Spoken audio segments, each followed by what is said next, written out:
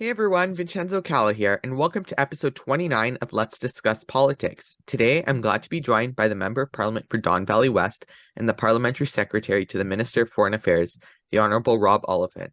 Rob was first elected in the 2008 election and served until 2011, and then was elected again in 2015 and has been re-elected 2 times since then. From 2011 to 2015, Rob served as President and CEO of the Asthma Society of Canada. An ordained minister in the United Church of Canada, Rob has served congregations in Newfoundland and Labrador, Quebec, Ontario, and Yukon, and was the senior minister at Eglinton St. George's United Church in North Toronto. Rob has served as the Parliamentary Secretary to the Minister of Foreign Affairs since 2019. Thank you, Rob, for joining me today. Good to be here. Thanks for doing this. Well, it's so great to have you, and let's get this interview started. The first segment is called Rob's Story, where we'll talk a bit about you and your political history. So, first off, when did you first get involved in politics? My very first campaign, I was 12 years old, and it was in Sault Ste. Marie. It was in 1968, in case you know how old I am. And the first Prime Minister Trudeau was running to be Prime Minister in 1968, and a friend of our family's was running as a candidate in Sault Ste. Marie, and I decided to get involved. So I was actually hand making signs. In those days, we used to print our own hand silkscreen signs. And I did a little task on the campaign. So that was my first time, 1968. So, on to that now. So, in 1968, that sort of sparked you in politics, and now you're sitting here as a member of parliament. So why did you decide to run for the position you hold? What made you decide to jump into the world of elected politics? Why did you run? There's a lot of water under the bridge between my being 12 and getting elected some 40 years later. There was a 40-year gap. I went to high school, and I followed politics in high school. Went to University of Toronto, and I did a degree in commerce and finance, business degree. And I was president of the U of T Young Liberals at the time. I was always a young liberal. But I never saw myself running. I saw myself in the background. I saw myself as a campaign manager, as an activist, as a worker, but not as a politician. And I became an accountant. And I was way too sexy to be an accountant. So I decided to go into theology, and I became a United Church minister. And I did that for 25 years. And if you know a little bit about the United Church, you know that we're a fairly activist church.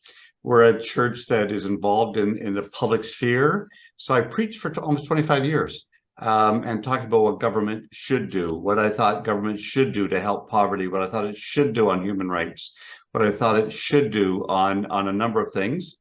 And maybe it was a midlife crisis. I don't know. I was 52 years old, and I decided it was time to throw my hat in the ring. And instead of talking about what politicians should do, I thought I should try to do it. And so I ran for a nomination. I got it in 2008. And then I got elected. I got defeated. I got elected. I've had 5 elections. I've won 4 of them, and winning is more fun. Well, I'm sure it is more fun, but you know, that's a part of politics. There's ups and downs, and the past couple elections have been ups for you, so that's very good. So our next segment now is called Serving as an Elected Official, where we'll continue on that chat and talk about your experiences and achievements as an elected official. So first off, let's start in your community. What's your favorite part about serving your community as an elected official? I think I like it's sort of 2 jobs. One is in the riding in Don Valley West, Midtown Toronto, and the other is in Ottawa. In Don Valley West, it's listening to people's struggles and problems and their aspirations. It's trying to find a way of helping them with the federal government programs, particularly immigration, but not only immigration, Veterans Affairs, Canada Pension, various things like that. Also on community projects and finding a way for the federal government to help with funding or other support. I like that. My writing is very diverse. It's one of the largest Muslim writings in the country. It's one of the richest writings in the country as well. It's a kind of a north-south writing. It's like our globe. And the north part is fairly wealthy, quite wealthy in some places. And the southern part is much more modest, if not poor. So I like that part. The other part is, as a legislator, is actually in Ottawa doing the work of passing laws and debating and being involved in government. And I'm on the government side, so I'm a parliamentary secretary, so trying to help shape the government to do good things. I quite like the foreign affairs work I do right now. It's quite interesting and complex, and it doesn't get a lot of public attention compared to like cost of living and Canadian issues. But the foreign issues are something that I care a lot about. And on that, before I go into the next question, what's sort of your day-to-day when it comes to that, like supporting the minister, working with the minister as the parliamentary secretary? What's all that like? What are your responsibilities? That sort of thing. Well, I looked last week because I was feeling kind of crabby, and I did 26 meetings or events for global affairs. Sometimes it's a meeting with ambassadors, one-on-one to talk about a particular bilateral relationship. Sometimes it's meeting with groups of ambassadors. Sometimes it's meeting with stakeholder groups in Canada. They may be diaspora groups or human rights groups. Sometimes it's preparing for question period because she's the foreign minister, so she's away quite a bit. And so sometimes it's trying to find I'm just trying to get comfortable here in my chair, sorry. Preparing for question period, doing question period. I've got two committees I sit on, the Foreign Affairs Committee, as well as the Canada-China Special Committee. Preparing for committee, getting questions ready, thinking about witnesses and how we should do it. Last night I was at Foreign Affairs Committee, and I listened to the Conservatives filibuster when we're trying to do a study on women's reproductive rights around the world. They're trying to avoid it at all costs because they don't believe in choice and they don't believe in really reproductive health. And reproductive health is much more than about abortion. It's about keeping women healthy and safe around the world, prenatal, postnatal, gynecological, all kinds of health that women need. So that's what I did this week. Lots of events, receptions, Independence Days, national days for a lot of our countries that are here. I tend to go to their events. Last week I gave remarks for Thailand, I believe, and I was at a couple of other different events. So it's very busy. Definitely. And now going on to talking about your many years now as an elected official and serving as an MP and serving in your various roles. Through that, what's your favorite achievement as an elected official over these past years that you have been serving in the House of Commons and I think serving on the government side too? it was passing Bill S-208, which was the a Genetic Non-Discrimination Act.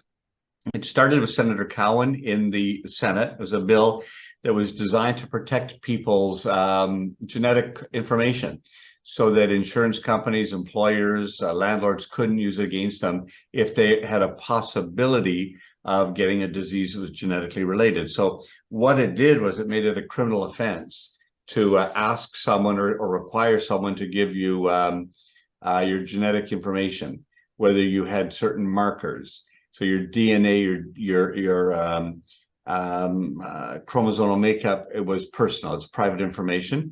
And it was about making sure that doctors had the best tools available to give people the best health outcomes. So genetic tests are important. We have thousands and thousands of illnesses now that have genetic relationship. And so that bill got passed. It was a fight. I had to fight my own government on it. They didn't want to support the bill.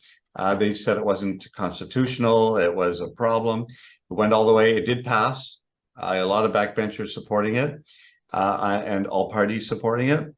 Just the government didn't. It did go to the Supreme Court of Canada, and the Supreme Court upheld it. And so it is constitutional.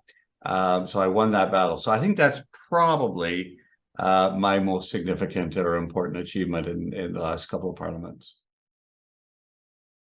Let's go into the last segment now, which is called Politics Are All Around Us, where we'll talk about this world of politics that surrounds us. So, first off, who is or who was another politician that inspires you? Living or dead? Anyone. Anyone who's inspired you over your years in involvement and continues to I mean, inspire you. it is, I will say two. One is Pierre Trudeau, first prime minister that I worked under, that I volunteered for, that I helped. His vision of Canada, the Charter of Rights and Freedoms, his depth of understanding, his intelligence, his sense of humor, all of that would be number one. The second one would be Kathleen Wynne, the former premier of she was my counterpart in Don Valley West. She was a provincial MPP, was the Minister of Education, Transportation, Municipal Affairs, Housing, Agriculture. She was Minister of many things, and then was also Premier for 5 years. And you know, an elected woman, it's not easy to get elected as a woman. She's a lesbian. Not easy to get elected as a gay or lesbian person. She's funny, she's fun, she's dogged in her determination. She believes in social justice and making the world better. So those would be two key politicians that I quite love. And finally, now I wanted to ask you, what do you think is an issue that needs to be focused on more going forward, focused on by you and focused on by everyone who's in charge and everyone who's in Parliament? What's an issue that needs to be focused on more? I think the first thing that comes to my mind is less a public policy issue and more the way we do public policy, the way politicians act. I think that too many people play it as a game or a sport, and it's about winning the goal, scoring the goal, winning the game. And I think that we've got to get out of that and try to find a way to reduce our partisanship and find ways to work with other parties to make things better. I'm guilty of that as well, because the whole system is designed to be, well, it's designed to be adversarial. It's designed to be a punching bag, and I think we got to figure out a new way to do that. We have to find a way to sit differently in a circle instead of on opposing sides. We just have to find ways that people talk to each other, not at each other, and that'd be the number one goal.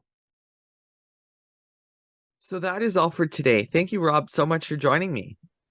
Well, great, and I'm glad you do this. I wish you all the best, and hi to your listeners, and I look forward to future conversation when I'm old.